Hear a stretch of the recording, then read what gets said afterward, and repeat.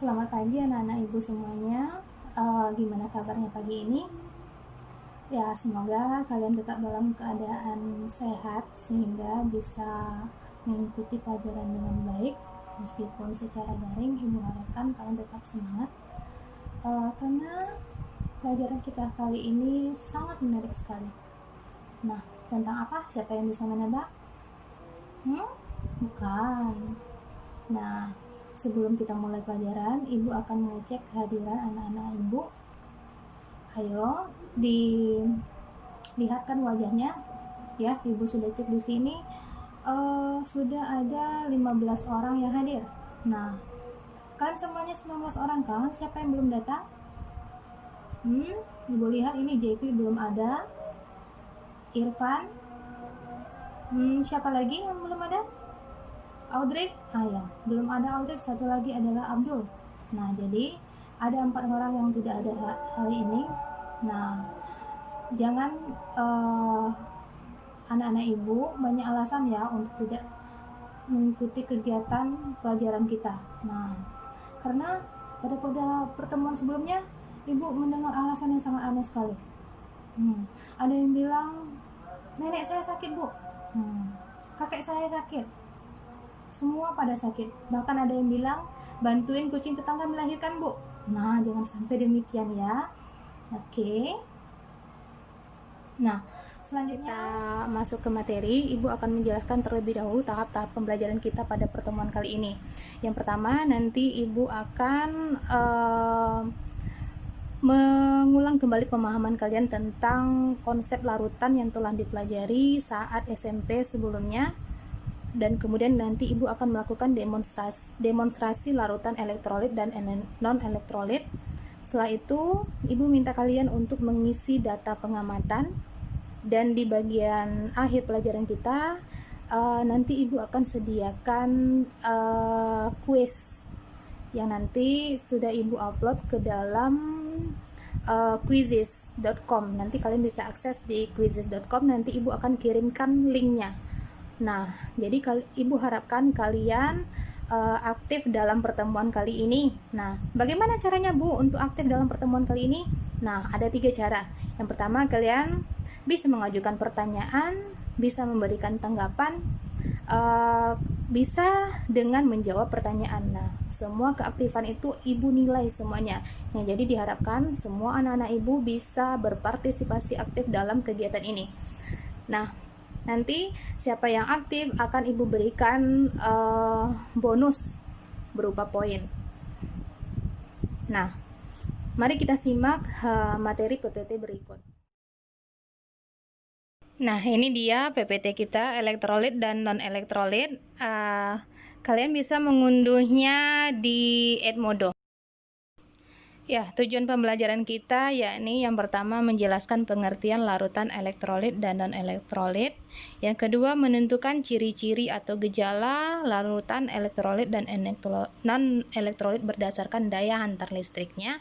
Yang ketiga yakni membedakan larutan elektrolit dan non-elektrolit, juga larutan elektrolit kuat dengan larutan elektrolit lemah berdasarkan ciri-ciri yang ada. Tujuan berikutnya yakni menggolongkan larutan ke dalam larutan elektrolit dan non-elektrolit berdasarkan sifat hantaran listriknya. Menjelaskan mengapa larutan elektrolit dapat menghantarkan listrik sedangkan non-elektrolit tidak dapat menghantarkan listrik.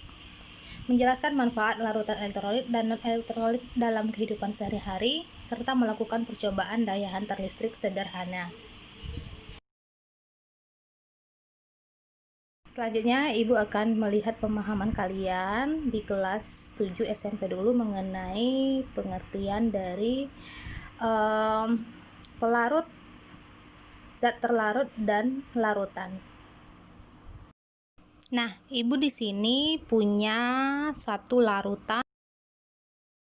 Siapakah di sini yang bertindak sebagai zat terlarut atau bisa juga disebut dengan solut? Ayo, siapa yang bisa? Apa itu zat terlarut?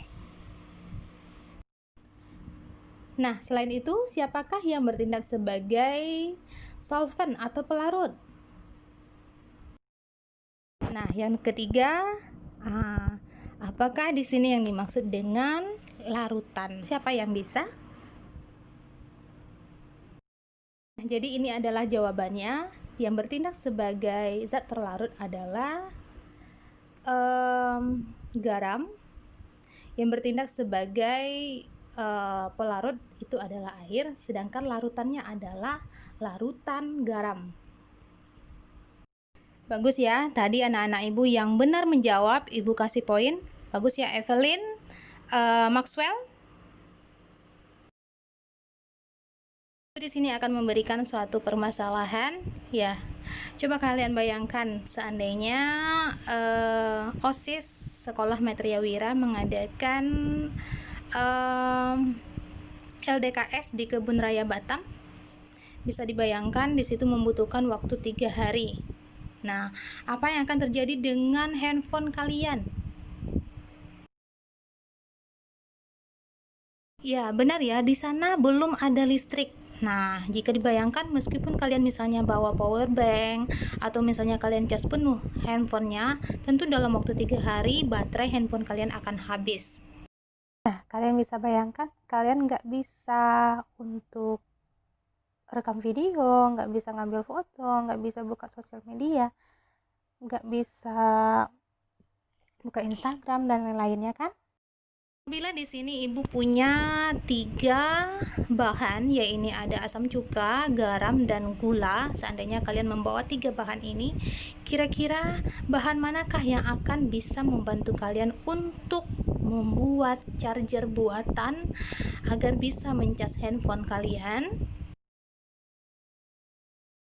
Kalian bisa lihat di gambar sudut kanan atas, itu adalah salah satu cara yang bisa digunakan untuk mencas handphone, dimana menggunakan salah satu larutan. Kira-kira yang mana? Nah, untuk menguji hipotesis kalian, kita bisa lakukan percobaan berikut ini. Nah, selanjutnya kita akan melakukan demonstrasi sederhana, dimana ini adalah alat dan bahan yang dibutuhkan. Bisa Anda lihat semuanya di sini ada gambarnya. Apa saja itu Bu alat dan bahannya? Ya, di sini ada mangkok plastik, sendok, kemudian ada gula, garam, cuka, ada air, ada alat elektrolit tester. Oke, ini adalah alat elektrolit tester yang ibu rancang sendiri. Ini adalah air putih biasa.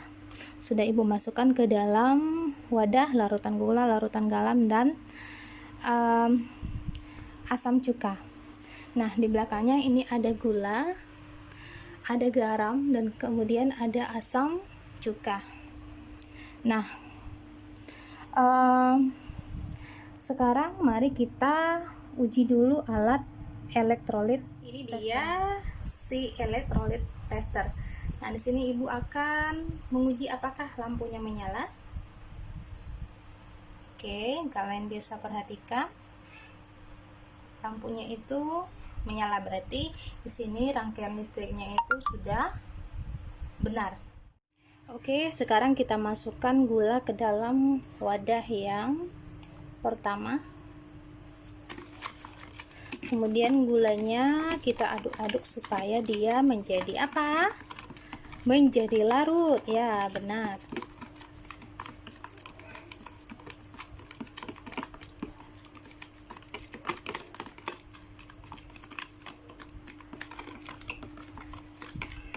Di wadah yang kedua kita masukkan garam. Kira-kira dengan takaran yang sama ya.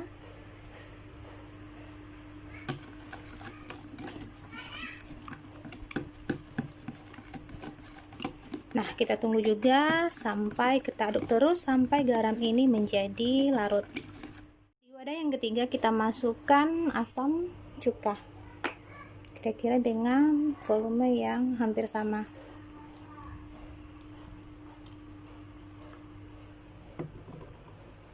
Ke dalam larutan yang pertama, apakah nanti listriknya menyala? Nah, ternyata hasilnya dia tidak menyala dan gelembung gasnya. Nah, ternyata di sini tidak ada gelembung gas. Nah, Untuk larutan berikutnya jangan lupa kita lap dulu pakai tisu. Lanjutkan ke dalam larutan kedua, yakni larutan garam.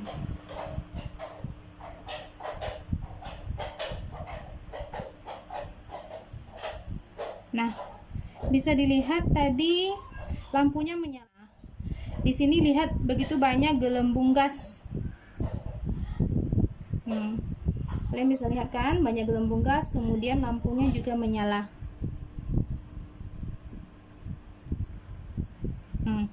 Terlihat nyala lampunya.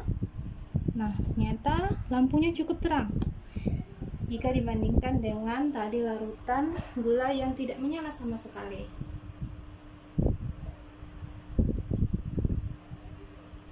Nah, yang terakhir itu adalah asam cuka.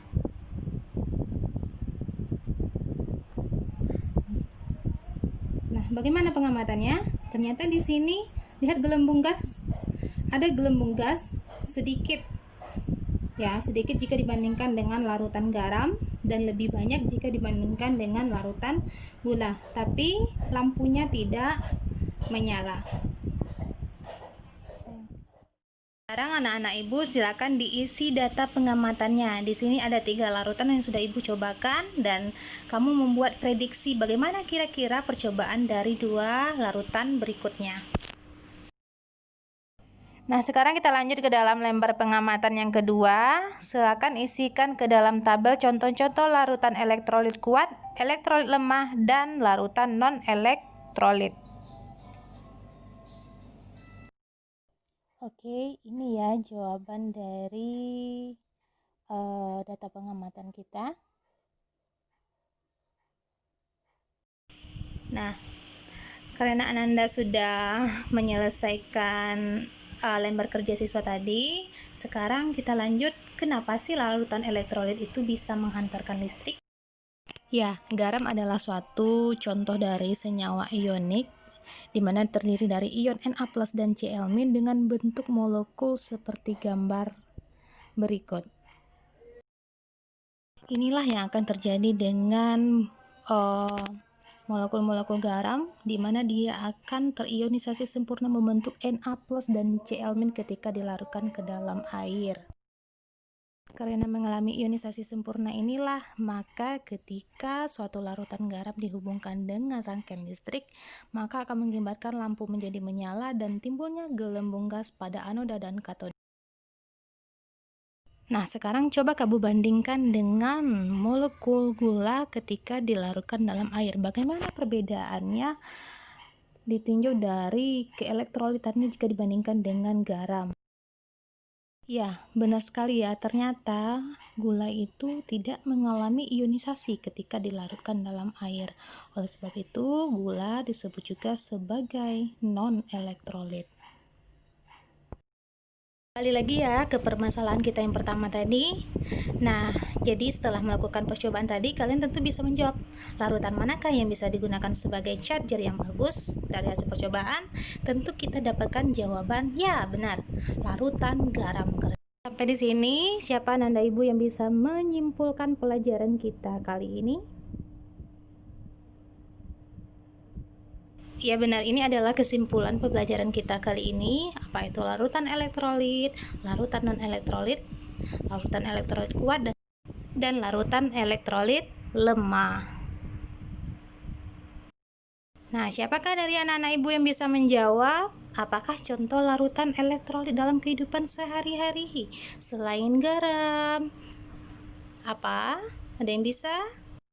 Ya, ini adalah contoh larutan elektrolit dalam kehidupan sehari-hari.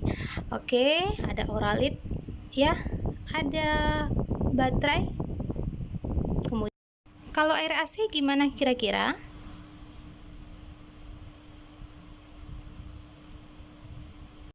Nah, Ibu, kita cukupkan pelajaran kita sampai di sini.